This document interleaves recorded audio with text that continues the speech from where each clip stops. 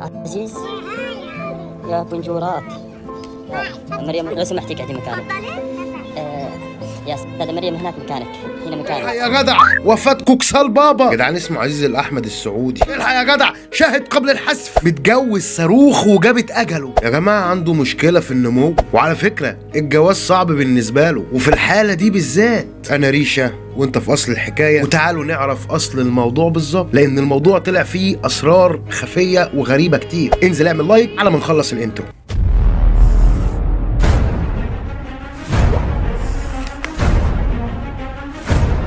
طبعا بنصحى كلنا على خبر وفاة اليوتيوبر والتيك توكر المعروف والمشهور جدا عزيز الأحمد، وده بسبب وعكة صحية ومشكلة هو بيعاني منها من وهو طفل، من ساعة ما اتولد. توفى عن عمر 27 سنة، يعني من مواليد 95، من اصل سوري لكنه اتولد في السعوديه. للاسف ناس كتير قوي تطلع عليه اشاعات، مات بسبب مراته اللي بتطلع معاه في الفيديوهات، واحده اسمها مريم. طبعا اجهزه اعلاميه موثوقه طلعت نفت المواضيع ديت وقالت ان ديت مجرد فيديوهات للشو يعني. والغريب بقى واللي يأكد ان مفيش موضوع جواز ولا الكلام ده، ظهورها في فيديو ان هي بتبشره ان هي بقت حامل، بعدين بيعملوا فيديوهات ان هي كمان خلفت وجابت الطفل ده.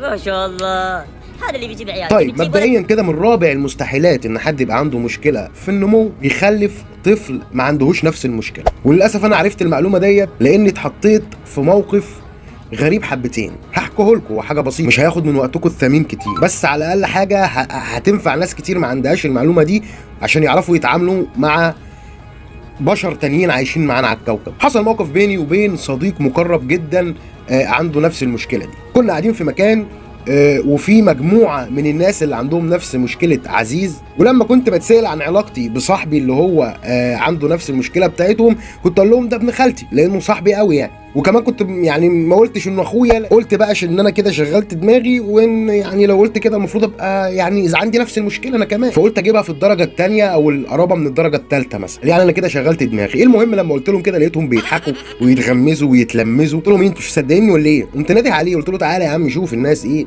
يا عم، وانا مش ابن خالتك ولا ايه؟ الصدمه هنا بقى لقيته قاعد يضحك معاهم هو كمان، ومش بس كده هو قال لهم لا يا جماعه ده صاحبي قوي يعني زي اخويا. انا برقت له يعني ايه يا عم انت ايه في مضغور في ده يعني ايه يعني، بس طبعا ما قلتلوش كده، انا بصيت له بس البصه اللي معناها كده وكنت هسيبه وامشي، لقيته قام خامزني في ايدي وقال لي ما ينفعش اتقل. بس انا فهمت بقى انه ما ينفعش ولا قريب من الدرجه الاولى ولا الثانيه ولا الثالثه ولا الرابعه ولا اي حد خالص، العيله كلها لازم تبقى كده. وللاسف اغلبهم بيبقى عندهم مشكله ان هم يعني نخلف من بعض ولا ما نخلفش، يعني ما هو الاطفال اللي هتيجي دي مالهاش ذنب. زي بالظبط كده جواز القرايب، يعني احنا ما ينفعش نتجوز القرايب عشان ممكن يبقى في مشكله بعد كده وممكن لا، لكن عند الناس اللي عندهم نفس المشكله ديت للاسف ما ينفعش يكملوا حياتهم، او ما ينفعش بمعنى اصح يخلفوا، لان 99.9 الطفل هيطلع عنده نفس المشاكل، والواحد من 10 دوت هيبقى عنده مشاكل بس بنسبة اقل. يعني بدل ما يبقى مثلا طوله 50 60 70 سم، لا ممكن يبقى طوله 100 سم بس عنده مشاكل، عنده ضمور العضلات، عنده مشاكل في حاجات تانية كتير. فبس يعني ما ينفعش كده خالص، ده ما يخشش عقل اي حد فاهم الموضوع ده. فالحكمه من الفيديو ده ان مش كل حاجه تتصدق، ان الاغرب من كل ده ان الناس طلعوا قالوا ان كوكسال بابا هو اللي مات. لا يا جماعه، كوكسال بابا لسه عمال يضرب في زمايله خاربها يعني. وعزيز الاحمد كان ملقب بكوكسال بابا العرب، وفي نظري انا كان يعني كان بيسعدني اكتر من كوكسال بابا ده. الله يرحمه، ادعوا له يا جماعه بالرحمه. ما اعتقدش ان حد فيكم شاف له مقطع قبل كده وما ضحكش يعني.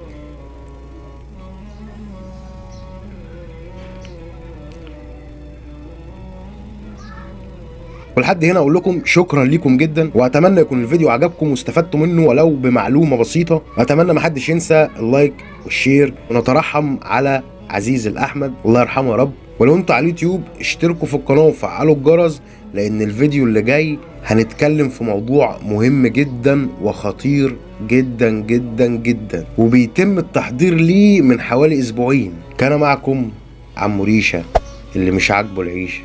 السلام عليكم.